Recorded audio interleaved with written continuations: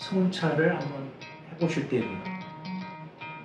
위대한 투자가들도 한 번쯤 다 실패했습니다. 자기가 잘 알지도 못하면서 굉장히 확신에 차서 얘기하는 사람들을 경계합니다.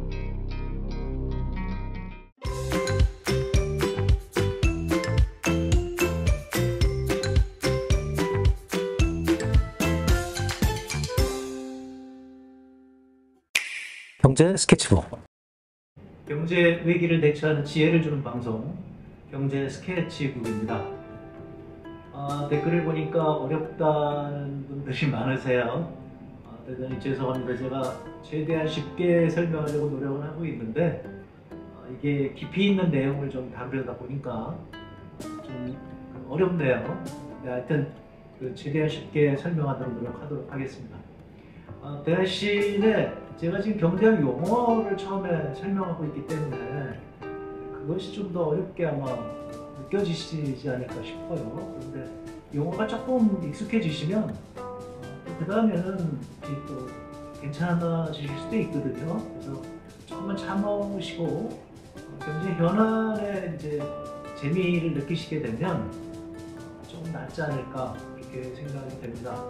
제가 원래 좀 깊이 있는 방송을 하려고 지금 노력을 하고 있기 때문에 조금 내용이 어려워지는 그런 측면이 좀 있고요. 하지만 이제 우리나라 어디에서도 우리 파월의 속마음을 읽는 그런 얘기를 하고 있는 방송은 많지 않잖아요. 그러니까 여러분들이 그런 생각으로 또 희생률을 알고 계시는 분이 또 얼마나 될까요? 그리고 인플레이션과 또 실업률 사이에 이런 대처 관계가 있다, 트레이드오프 관계가 있다, 이런 것에 대해서 여러분들에게 이제 지식을 먼저 드리고 이게 이제 경제학자들, 그 다음에 지금 미국 연준의 의장인 파월 의장의 머릿속에 있는 모형이거든요. 그분들이 가지고 있는 모형. 그래서 그 모형 내에서 그분들이 지금 현재 정책을 취하고 있기 때문에 우리는 지금 그 정책 결정자들의 사고방식을 설명을 해드리려고 하다 보니까 조금 어려운 내용이 있는 것 같습니다. 하여튼 최대한 쉽게 설명하도록 노력을 해보도록 하겠습니다. 오늘은 지난번에요, 지난주죠? 그러니까 언론에 보도된 게 있는데 소비자 심리 지수가 굉장히 악화됐다는 얘기가 있었습니다. 그래서 소비자 심리 지수 얘기를 잠깐 해볼까 하는데요. 지금 10월달 소비자 심리 지수가 86으로 나왔습니다. 이 86이라고 하는 숫자가 어느 정도인지 보시게 되면, 여기 그래프에 보시게 되면 지금 여기가 86이죠. 여기가 지금 86인데요. 이 86이라는 것이 86보다 낮은 게 지금 여기 하나 있고 또 여기 있는 거죠. 그러니까 이 부분이 지금 2008년도고요. 그 다음에 이 부분이 코로나가 한참일 때 우리 2020년 초거든요. 그런데 지금은 우리 경제 위기사가 진행되고 있는 상황인데 이 진행되고 있는 상황에서 지금 내려가고 있는 거죠. 쭉 내려가고 있는 상황에서 현재 10월달에 86까지 왔다, 이렇게 생각을 하시면 될 것 같습니다. 그래서 우리 소비자 심리 지수가 86이라고 하는 것이 여기 2008년도서부터 여기 2018년도까지를 보게 되면 대개 100 근처에서 왔다 갔다 하고 100보다 상회하고 있었는데 이게 지금 100라인입니다. 100라인이고요. 그래서 100라인 이상으로 상회했었는데 지금 86까지 떨어진 것은 대단히 예외적인 상황이다. 그러니까 이 얘기는 뭐냐면 지금 언론에서 그렇게 많이 얘기를 하고 있지 않지만 소비자들이 서서히 경제 위기에 대한 무작심을 갖기 시작했다, 이렇게 생각할 수 있겠죠. 이게 이제 인플레이션이 높아지고 물가가 막 상승하고 그리고 이제 장바구니 물가가 상승하다 보니까 이제 소비자들이 부담을 느끼는 거죠. 그 다음 그래프를 보시게 되면 이제 소비자들의 기대 인플레이션율을 측정을 하고 있는데요, 조사를 하고 있는데 지금 10월달 기대 인플레이션율이 여기 4.7%까지 왔습니다. 여기 5%니까요. 여러분들이 보시다시피 지금 이렇게 4%를 넘어간 것이 2008년도, 그다음에 2011년도, 2002년도입니다. 여기가 2002년도, 2002년도, 2008년도, 그다음에 2011년도, 그리고 지금 그것을 뛰어넘어서 여기까지 왔는데, 현재 같은 추세가 계속된다고 한다면 이제 5%로 넘어갈 수 있겠죠. 5%가 넘어가게 되면 그 지난 20년간 최고 수치가 될 수 있겠다, 이렇게 생각할 수 있겠습니다. 그러니까 소비자들이 지금 굉장히 신적 부담을 느끼고 있다는 얘기고요.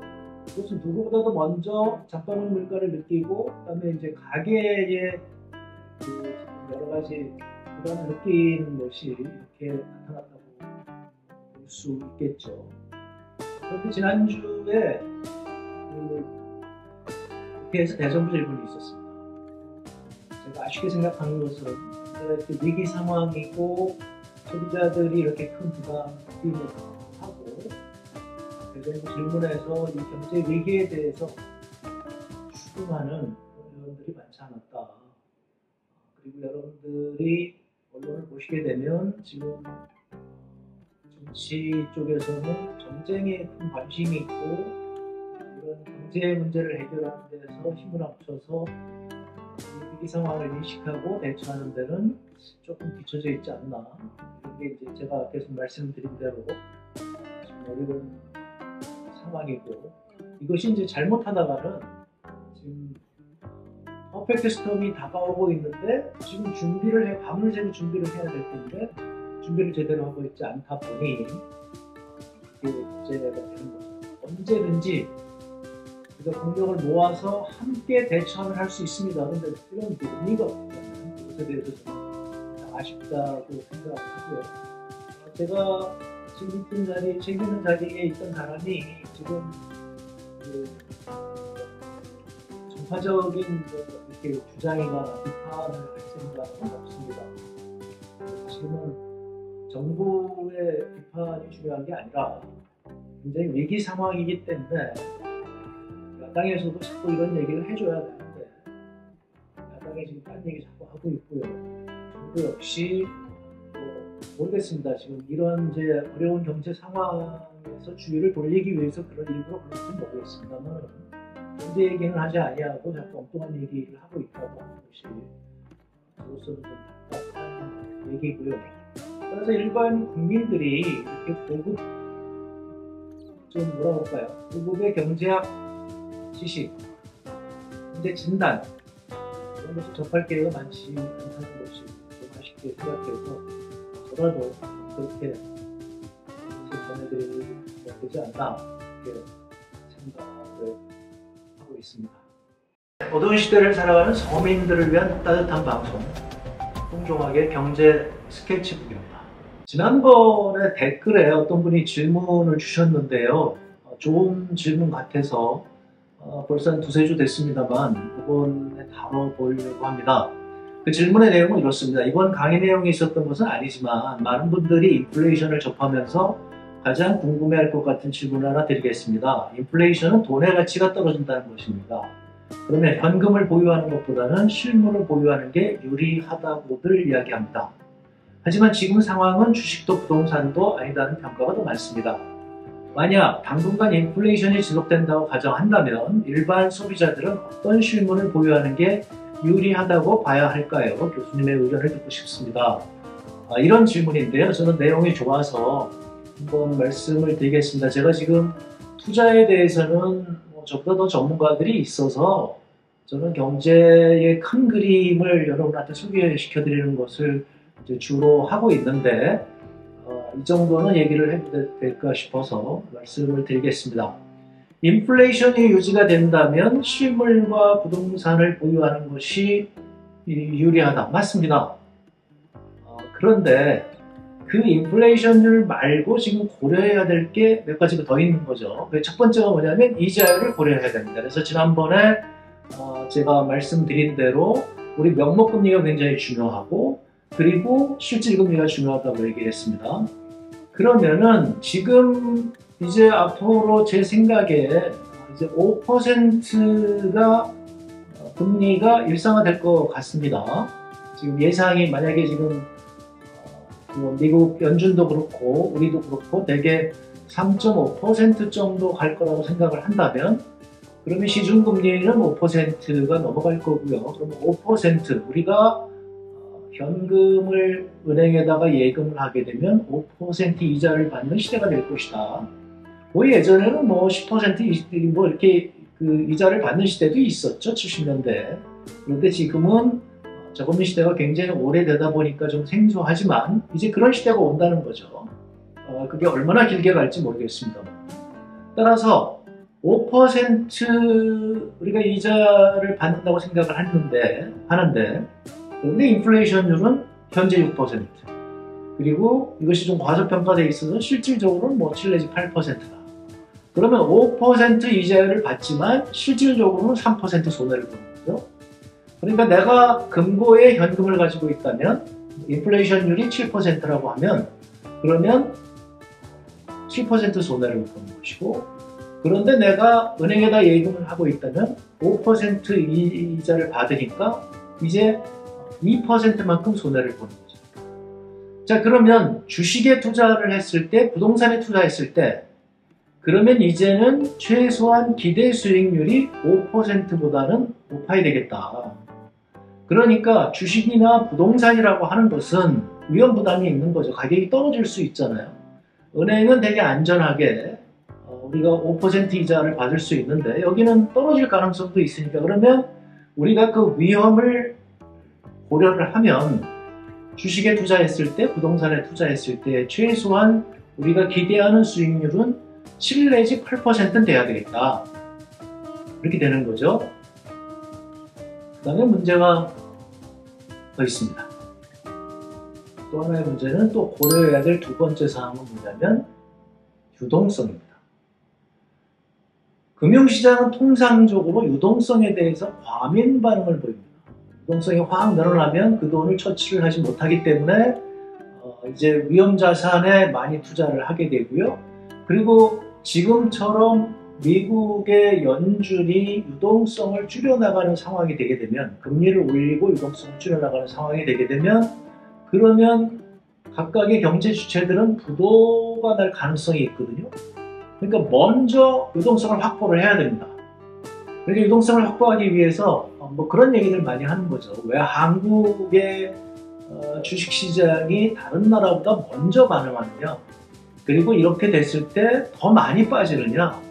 그 원인 중에 하나는 유동성을 확보하는데 한국같이 상당히 규모가 있고, 그러면서도 이 금융시장의 유통량이 큰 시장이 굉장히 좋다는 거죠. 그러니까 미국의 대형 금융기관들, 그 다음에 우리 그 사모펀드들, 이런 펀드들이 투자를 하는 액수는 크기 때문에 작은 나라에 투자했다가 빼나가게 되면 그것이 가격에 큰 영향을 미치게 됩니다. 그러니까 빼나갈 때 손해를 많이 보는 거죠. 그런데 한국같이 상당히 유동성이 있고 거래량이 많은 나라에서는 쉽게 빼나갈 수 있다는 겁니다. 손실을 많이 보지 않고. 그런데 지금 이와 같은 논리에 의해서 유동성을 확보하는 것이 가장 최우선입니다. 그러니까 가게도 마찬가지고 기업도 마찬가지고 펀드도 마찬가지고 지금은 유동성을 확보를 해야 됩니다. 지금 우리가 간과하고 있는 것 중에 하나가, 지난번에 말씀드린 대로 미국의 연준이 어마어마하게 돈을 풀었는데 그것이 이른바 퀀티테이티브 이징이라고 우리가 얘기를 했었죠. 그래서 금융 완화, 양적 완화 정책이라고 해서 지금 9조 달러를 연준의 창고에 쌓아두고 있습니다. 저만큼 지금 유동성을 시중에 풀었는데 이제 그 연준이 가지고 있는 채권을 갖다 팔고 유동성을 흡수한다는 것이죠. 따라서 연준이 지금 계속 그거 하겠다고 얘기를 하고 있는데 사실 그거 제대로 안 하고 있어요. 그런 상황에서 앞으로 하게 되면 유동성이 이제 부족해질 거고요. 따라서 유동성이 부족한 경제 주체들, 그 다음에 고금리를 견디지 못하는 경제 주체들이 지금 금융자산을 매각하는 시기입니다. 자산을 매각하고 그 다음에 부동산을 매각하는데 부동산의 문제는 거래가 안 되거든요. 그러니까 주식 같은 금융자산의 경우에는 거래가 활발하게 이루어져서 환금을 하기가 굉장히 쉽지만 부동산에 투자한 것들은 이제 거래가 잘 안 됩니다. 그러니까 부동산의 특징 중에 하나는 부동산 가격이 계속 오를 때는 사람들이 계속 사재기를 하니까 또 새로 더 사야 되겠다고 하고 또 추격 매수하는 사람들이 생기고 마지막에 연끌하는 사람들이 생기니까 거래가 잘 많이 이루어지는데 이게 가격이 떨어질 때는 거래가 뚝 멈춰버립니다. 그럼 이분들이 유동성을 확보하기 위해서 부동산을 팔려고 하더라도 할 수가 없는 거죠. 그러면 이게 어디로 가냐면 경매시장으로 넘어가요.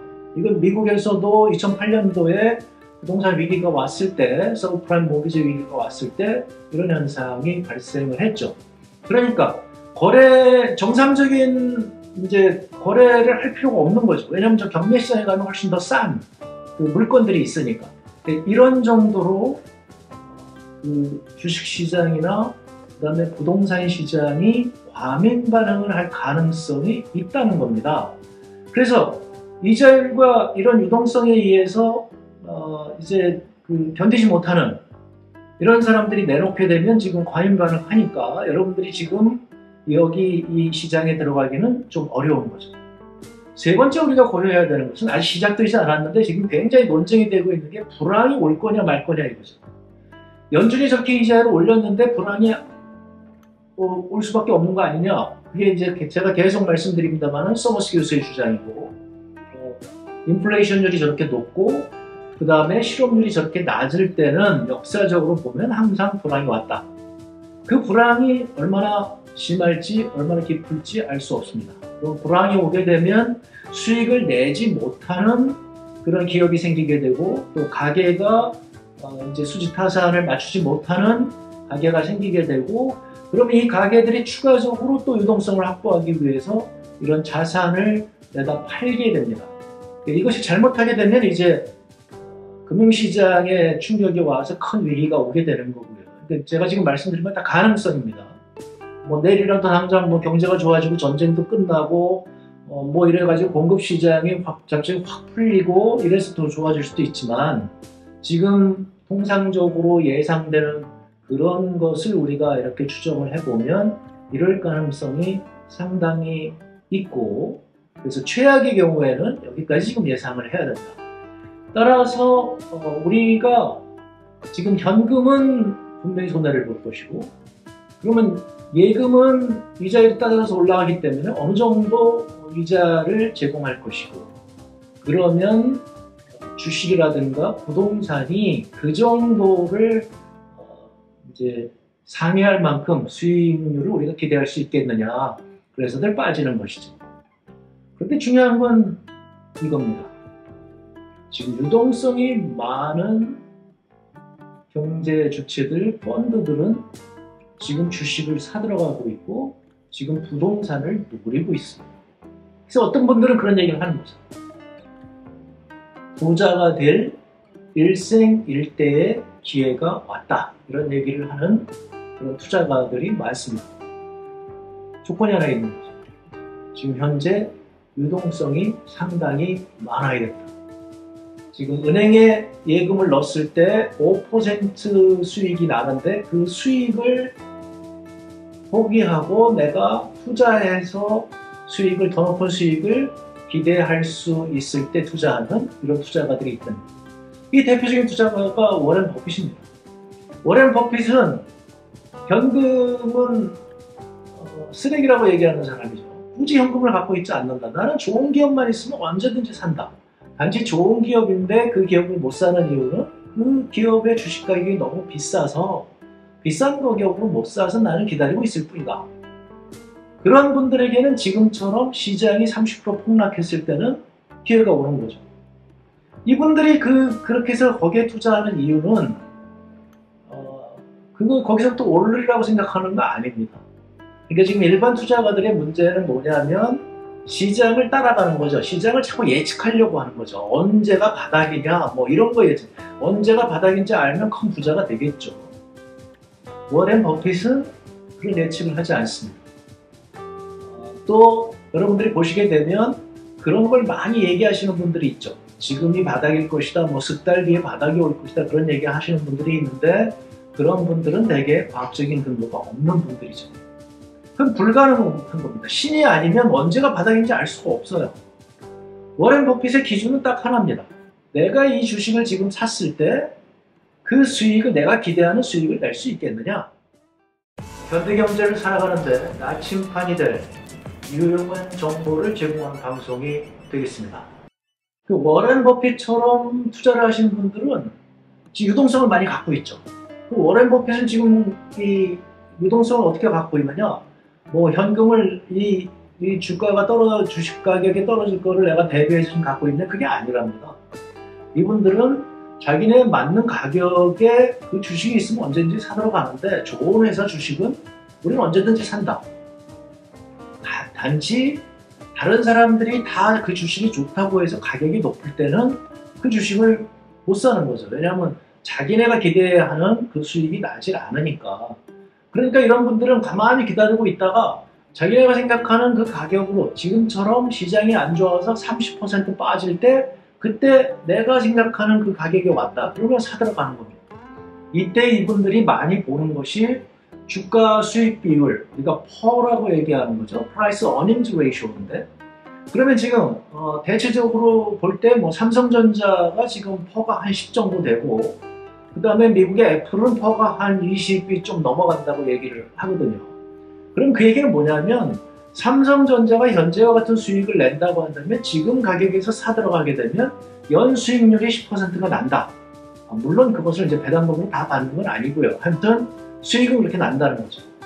애플은 지금 만약에 사들어간다면 그러면 연수익률이 한 5% 정도 날 것이다.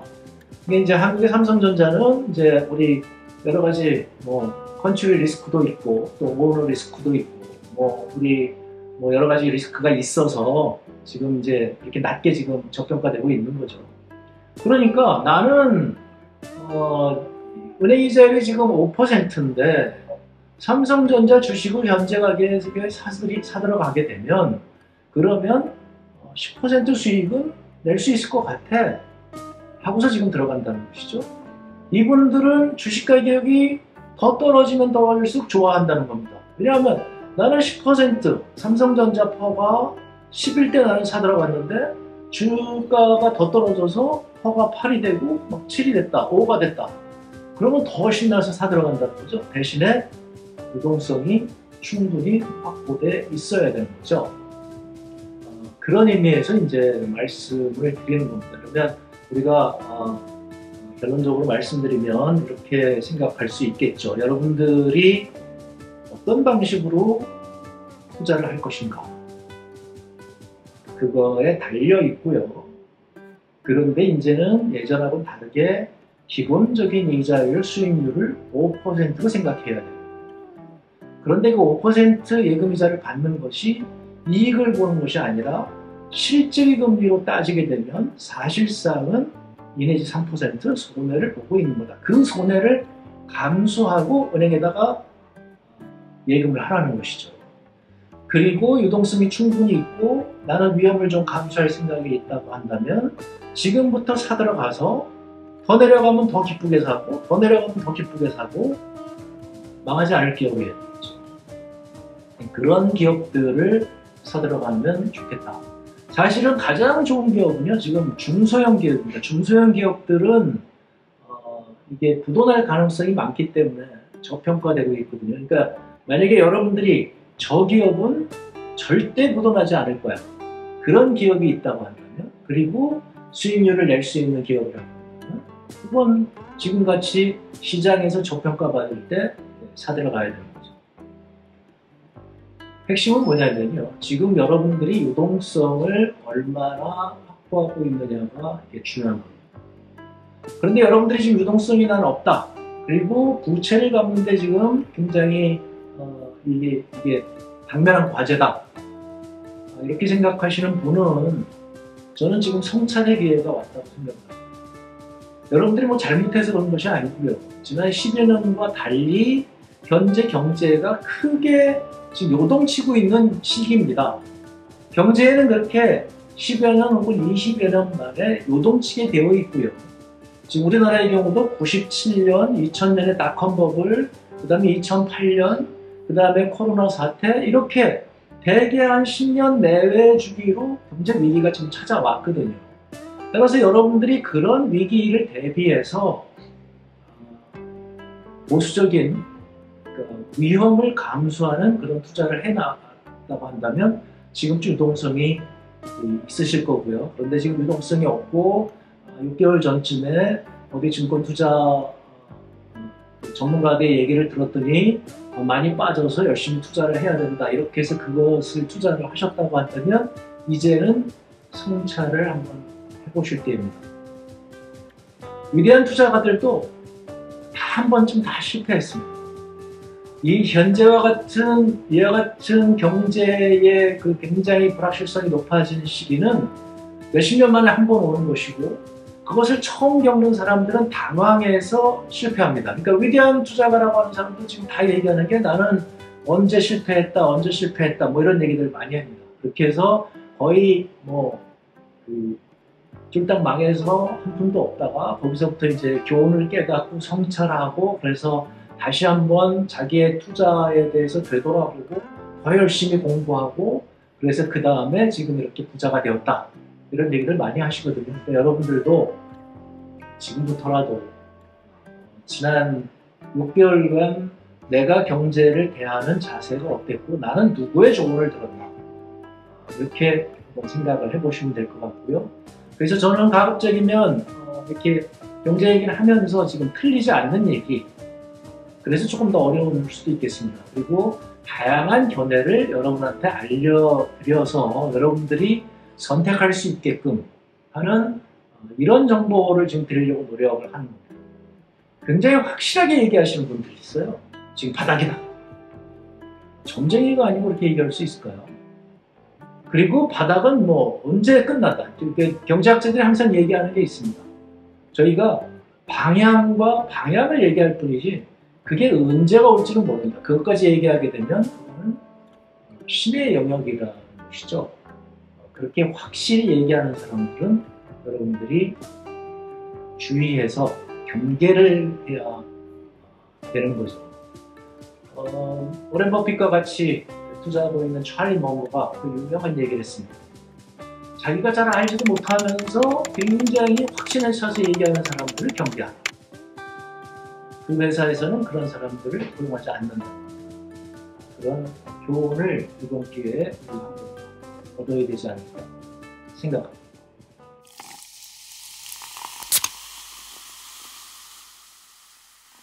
지난주에 재미난 소식이 하나 들려왔습니다. 편의점에 그 스페셜티 맥주가 하나 들어오는 소식이 들어왔는데요. 그게 다른 맥주가 아니고 국정농단 맥주로 알려져 있던 그 올드 라스푸틴이라고 하는 맥주인데요. 그래서 오늘 소식 나왔길래 소개해드리고자 합니다. 이게 지금 올드 라스푸틴이고요. 이 라스푸틴은 이제 제전 러시아 때 요승이죠.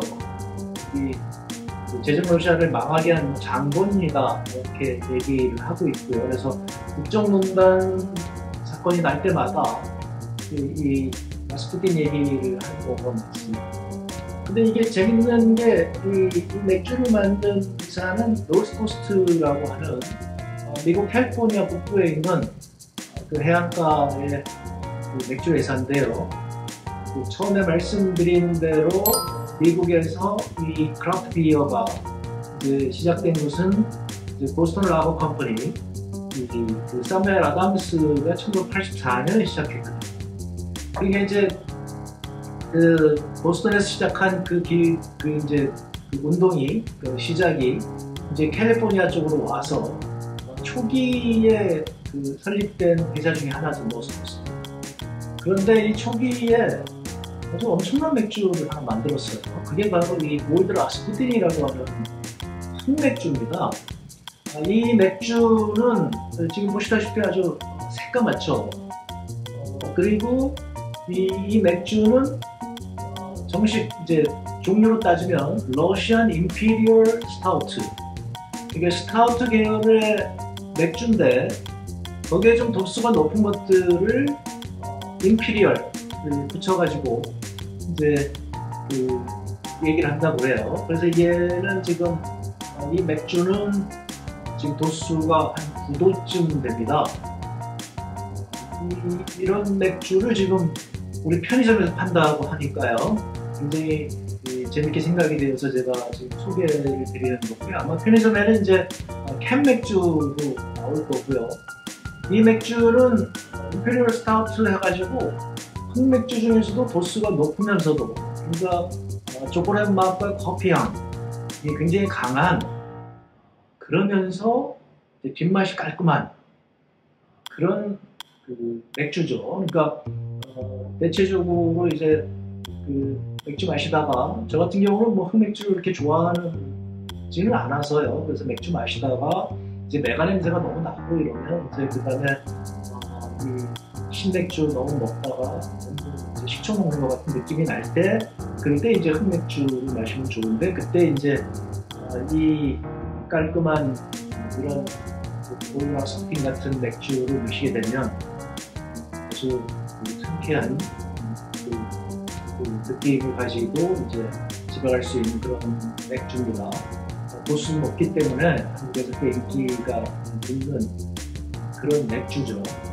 이게 이제 국정농단 맥주로 잘 알려지게 된 계기는요, 바로 여기 있는 이 올드 라스푸틴이 이 러시아 로마노프 왕조를 무너뜨린 그 요승이죠. 저는 대학 때 이제 우리 선생님께서 그냥 한 3시간을 강의를 해주시는 바람에 아주 재밌게 들었었는데요. 그래서 그 이제 로마노프 왕조의 마지막 황제인 니콜라이 2세, 니콜라이 2세도 이제 그 부인이 알렉산드라죠. 그 알렉산드라 황비. 거기 이제 아들이 한 명이 있는데 이 알렉세이라고 하는 아들이 이제 혈우병으로 이제 고생을 하고 있었죠. 그러니까 이제 뭐 황제라고 할지라도 그밖에 없는 그 왕손이죠. 그 왕손이 혈우병에 걸려서 이제 고생하고 있으니까 얼마나 가슴이 아프겠습니까. 근데 이 라스푸틴이라고 하는 요승이 나타나서 일설에 의하면 뭐 최면을 걸었다고 얘기도 있고요. 그래서 잠시 이 아들의 증세가 좀 나아지니까 거기서 이제 그 황비가 아주 라스푸틴을 이제 추종하게 되는 거죠. 그러다 보니까 이제 이 라스푸틴의 얘기를 많이 이제 듣게 되고 그것을 이제 정부 운영에 자꾸 반영을 하다 보니까 국정농단 대명사처럼 된 거죠. 1차 세계대전이 나서 니콜라이 황제가 직접 이제 전선으로 갑니다. 그래서 이제 후방에 이제 국정 운영을 알렉산드라 황비가 맡는데 이 라스푸틴이 이제 주 조언자가 되어서 참모가 되어서 이제 하는 거죠. 그러다 보니까 이제 온갖 국정농단 사건이 벌어지고 그래서 이제 러시아의 그 충성스러운 장교들이 황제한테 몇 번 건의를 했는데 그 건의를 받아들여지지 않아서 이제 암살을 하게 되는 거죠. 그래서 이 라스푸틴이 죽는 1916년에 죽고요. 그리고 이제 그 혁명이 일어나서 로마노프 황제가 무너지게 되는데 이게 하나의 왕조가 무너질 때가 되면 이렇게 요승이 나타나서 이렇게 국정농단을 하고 있는 그런 사례들이 있죠. 그래서 국정농단과 관련된 일이 있을 때마다 사람들이 한 번씩 찾게 되는 맥주가 이 라스푸틴입니다. 크라프트 정신이라는 게 있는데요. 지난번에 이제 말씀드렸잖아요. 크라프트 정신은 이제 로컬 비어, 로컬을 좋아하고 그다음에 친환경적이고 또 자본을 거부합니다. 거대 자본을 거부하고 그러면서 또 한편으로 풍자와 해악을 하는 이것이 또 크라프트 정신의 하나 아닌가 이렇게 생각을 해보면서요. 이게 도수가 조금 높습니다. 그래서 또 정도 되니까요. 저희들이 살펴서 한번 보시기 바랍니다. 오늘은 올드 라스푸틴 소개